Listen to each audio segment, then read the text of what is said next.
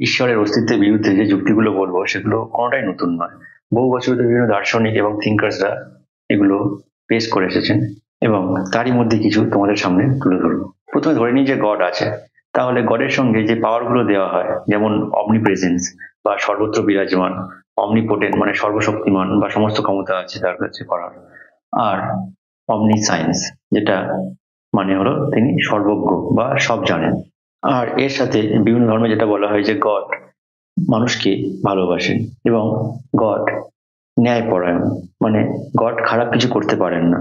তাহলে পৃথিবীতে এত সমস্যা আছে, এত মানুষের কষ্ট, এত দুর্ভিক্ষ, খরা, বন্যা, প্রাকৃতিক দুর্যোগ, আর তার সাথে যে মানুষের উপরে যে মানুষের অত্যাচার, তাহলে এত কষ্ট থাকার কথাই ছিল না। কারণ গড সর্বশক্তিমান, গডকে ন্যায়পরায়ণ ধরে নেওয়া হয়।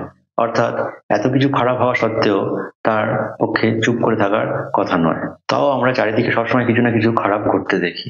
গড আছেন এবং গডের কাছে সমস্ত ক্ষমতা আছে এই অন্যায়গুলো আটকানোর, কিন্তু তাও আমরা অন্যায় হতে দেখি।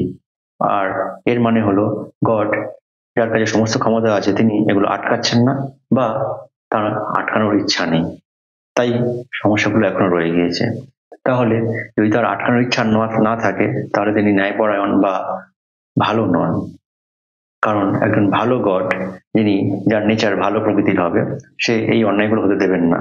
যদি এগুলো হতে দিচ্ছেন, তাহলে বলতে হয় তিনি জাস্ট নন। তাহলে তাকে ওয়ার্শিপ করার বা পূজা করার কোনো মানে হয় না। একটা প্যারাডক্স আছে যেখানে বলা হয় যে গড যদি অমনিপোটেন্ট হন, তাহলে কি তিনি এমন একটা স্টোন তৈরি করতে পারবেন যে স্টোনটা এতটাই ভারী হবে যে তিনি নিজেই চাকাতে পারবেন না? যদি তিনি স্টোনটা তৈরি করতে না পারেন, তাহলে তিনি সর্বশক্তিমান নন। আর যদি তৈরি করতে পারেন এবং তারপরে চাকাতেও না পারেন, তাহলেও তিনি সর্বশক্তিমান নন। দুটো ক্ষেত্রেই তার সর্বশক্তিমান হওয়ার কোনো সম্ভাবনা থাকছে না। কিছু মানুষ আছেন যারা বলে যে ঈশ্বর সমস্ত কিছু তৈরি করেছে এবং সবকিছু তিনি কন্ট্রোল করছেন, তার ইচ্ছে ছাড়া গাছের একটা পাতাও নড়ে না। আবার তারই বিপরীতে আরো কিছু মানুষ আছেন যারা বলেন যে পৃথিবী বা এই সমস্ত কিছু সৃষ্টি গড করেছেন, কিন্তু এগুলোকে তিনি কন্ট্রোল করছেন না, এগুলো কজ অ্যান্ড এফেক্ট যে রুল তৈরি করে দিয়েছেন সেই অনুযায়ী নিজের মতো হচ্ছে। তাহলে দুটো দিকই আমাদের যুক্তি দিয়ে ভেবে দেখা উচিত যে সিচুয়েশনটা কেমন হতে পারে। প্রথম ক্ষেত্রে যেটা বলা হচ্ছিল যে গড সমস্ত কিছু তৈরি করেছেন এবং তিনি সমস্ত কিছু কন্ট্রোল করছেন, তাহলে আমরা যদি ভালো করি বা খারাপ করি সেটা আমরা নিজেরা করছি না।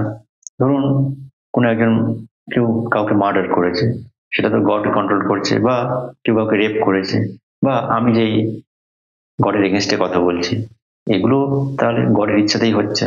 তাহলে কেউ যদি কোনো ক্রাইম করে, তাকে শাস্তি দেওয়ার তো কোনো দরকার নেই, শুধু গডের ইচ্ছাতেই হচ্ছে, গড করাচ্ছে তাকে দিয়ে।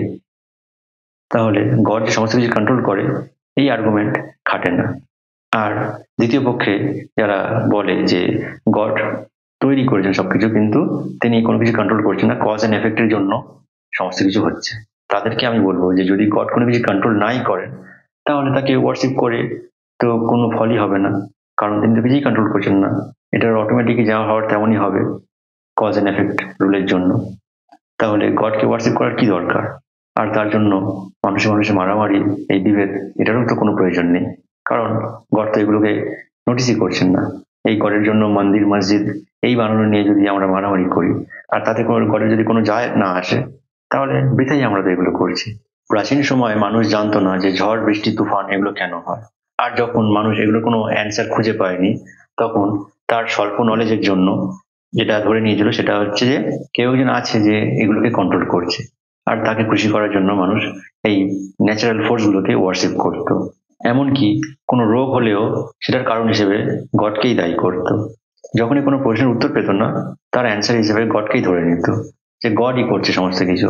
কিন্তু মডার্ন সায়েন্সের ডেভেলপমেন্টের জন্য আমরা জানতে পেরেছি যে এইসব প্রাকৃতিক ঘটনাগুলো কি কারণে হয়, এবং বিভিন্ন রোগ যেগুলো আগে মানুষ ভাবতো যে গডের জন্য হচ্ছে, সেগুলোকেও আমরা হারাতে সক্ষম হয়েছি।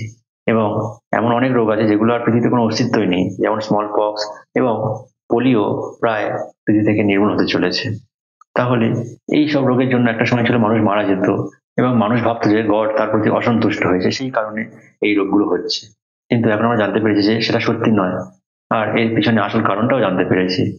তাহলে ভেবে দেখুন যে যদি মানুষ তখন গড সবকিছু করাচ্ছে এই ভেবে থেমে থাকতো এবং খোঁজার চেষ্টা না করতো, তাহলে কি জানতে পারতো বা এই প্রোগ্রেসটা হতো কি এতদিনে? আমরা যে এই রোগগুলোকে এখন আমরা ভয় পাই না এবং কি কারণে হচ্ছে আর সেটা থেকে আমরা বাঁচতেও পারছি, সেটা একদমই সম্ভব হতো না যদি আমরা গড সমস্ত কিছু করছে এটা ধরে নিয়ে বসে থাকতাম। তাহলে কেন আমরা এখন এসব প্রশ্নের উত্তর জানা নেই তার অ্যান্সার হিসেবে গডকে ধরে নেব? অনেকে আবার বলে যে তুমি তো গডকে বিশ্বাস করো না, গড আছে বলে তুমি মনে করো না, তাহলে গডের এগেনস্টে বা গড নেই এটা তুমি প্রমাণ করে দেখাও। তারা এই সিম্পল জিনিসটা ভুলে যায় যে প্রমাণ করার দায়িত্ব যে দাবি করে তার, আর যার অস্তিত্বের কোনো এভিডেন্সই নেই তার প্রমাণ কি করে সম্ভব? এতে এমন একটা কথা জানো বলা হচ্ছে যে ইউনিকর্ন নেই তা প্রমাণ করে দেখো বা স্যান্টা ক্লজ নেই তা প্রমাণ করে দেখো। এগুলো সম্ভব নয়, কারণ এগুলো আছে তার কোনো এভিডেন্স নেই। একটা সহজ উদাহরণ দিচ্ছি। মনে করুন যে আমি বললাম আমার এই ঘরে একটা ড্রাগন আছে। তুমি বলতে পারো যে কোথায় ড্রাগন, দেখা। আমি এরপরে অ্যান্সার দিতে পারি যে কেন ড্রাগনটা তো দেখা যাবে না, কারণ সেটা ইনভিজিবল, অদৃশ্য। তুমি বললে অন্য উপায়ও তো আছে, আমি নিচে পাউডার ফেলে দেবো আর সেখানে যখন হাঁটবে তার পায়ের ছাপ পড়ে যাবে। আমি বললাম ওটা হাঁটে না, ও সারাক্ষণ উড়ে বেড়ায়। তাহলে তুমি যখন বললে যে আমি তাহলে হাওয়ায় ছড়াবো পাউডার, আমি তখন বললাম যে ওর বডি এতটাই সূক্ষ্ম যে পাউডার ওর বডির সাথে অ্যাটাচ হবে না। তুমি বললে তখন যে অন্য কোনো মেশিনের মাধ্যমে কোনো সাইন্টিফিক প্রসেসে সেই ড্রাগনটাকে আমরা দেখার চেষ্টা করতে পারি। তখন আমি বললাম যে এখন যে প্রেজেন্ট সাইন্টিফিক প্রসেস আছে সেটাতে ড্রাগন দেখা সম্ভব না। এবার তুমি কি প্রমাণ করে দেখাতে পারবে যে আমার ঘরে ড্রাগন নেই? এটা সম্ভব নয়, কারণ আমার ঘরে ড্রাগন আছে এই যে দাবিটা আমি করছি, এই প্রমাণ করার দায়িত্বটা আমার, তোমার নয়। তেমনি গড আছে যারা ক্লেম করছে, প্রমাণ করার দায়িত্ব তাদের। আর আমি বা আমার মতোই যারা আছে তারা শুধু এই ক্লেমটাকে ডিনাই করছে, আর অন্য কিছুই নয়। আর গড যদি সত্যিই চাইতেন যে আমরা তাকে বিশ্বাস করি, পূজা করি, তাহলে এই পবিত্র গ্রন্থ বা হোলি বুকসগুলোর কোনো দরকারই হতো না। তিনি শুধু একবার সামনে এলেই প্রত্যেকেই বিশ্বাস করতে শুরু করে দিত, কিন্তু তিনি থাকলে তো তবে আসবেন। অনেকে আবার এটাও বলে যে বিশ্বাস দরকার গডকে বোঝার জন্য বা গডকে জানার জন্য বা গডকে পাওয়ার জন্য। তাহলে বিশ্বাসই কি গডের প্রমাণ? যদি তাই হয় তাহলে কেউ যদি পরীতে বিশ্বাস করে তার মানে পরীও আছে, কেউ যদি ইউনিকর্নে বিশ্বাস করে তাহলে ইউনিকর্নও আছে, সান্টা ক্লজে বিশ্বাস করলে সান্টা ক্লজও আছে। বিশ্বাস করাটা কখনো কোনো অস্তিত্বের প্রমাণ নয়। অনেকে আবার এটাও বলে যে এত বড় বড় সায়েন্টিস্ট তারা গডে বিশ্বাস করছে, আর তোমার কিসের অসুবিধা, তুমি বেশি জানো ওদের থেকে? আমি তাদের বলবো যে গড আছে কিনা সেটা তার বিশ্বাসের দ্বারা প্রমাণ হচ্ছে না। তিনি সায়েন্টিস্ট, তার অনেক নলেজ আছে, কিন্তু তাতে এটা প্রমাণ হয় না যে গড আছে। তিনি গডে বিশ্বাস করেন। এছাড়া প্রচুর এমন সায়েন্টিস্ট আছে যারা গডে বিশ্বাস করে না। তাহলে তুমি শুধুমাত্র তাদের কথাই বলছো, যারা গডে বিশ্বাস করে আর তাদেরকেই গুরুত্ব দিচ্ছ, আর যারা বিশ্বাস করে না যেসব সায়েন্টিস্ট তাদের কেন গুরুত্ব দিচ্ছ না? আবার আরো কিছু মানুষ আছে যারা বলবে যে নৈতিকতা বা মরালিটি এটা গড থেকে আসে, এবং তারা ধর্মগ্রন্থের কথাও বলে এই ধর্মগ্রন্থ থেকে আমরা মরালিটি শিখি বা নৈতিকতা শিখি। তারা বলে যে যে অধর্মী, যে ঈশ্বরে বিশ্বাস করে না, যে ধর্ম মানে না, সে অনৈতিক হয়। তাহলে আমি বলবো যে ধর্মগ্রন্থে তো সবকিছু নৈতিক লেখা নেই। যদি ধর্মগ্রন্থে সব নৈতিক লেখা থাকে তাহলে তো এখন আর সেগুলো ফলো করা হতো, আমরা কি তাই করি? আর এর উত্তরে তারা বলে যে ধর্মগ্রন্থে ভালো খারাপ দুটোই মিশে আছে, তুমি ভালোটা নেবে, খারাপটা নেবে না। তাহলে ভেবে দেখো, যদি কেউ ধর্মগ্রন্থ পড়ে ভালো খারাপ এই দুটো বিচার করতে পারে এবং ভালোটা নিতে পারে আর খারাপটা রিজেক্ট করতে পারে, তাহলে নিশ্চয়ই সে এই ভালো খারাপের ডিফারেন্সটা আগে থেকেই জানতো। তবেই না সে বুঝতে পারবে ধর্মগ্রন্থ পড়ার পরে যে কোনটা ভালো কোনটা খারাপ।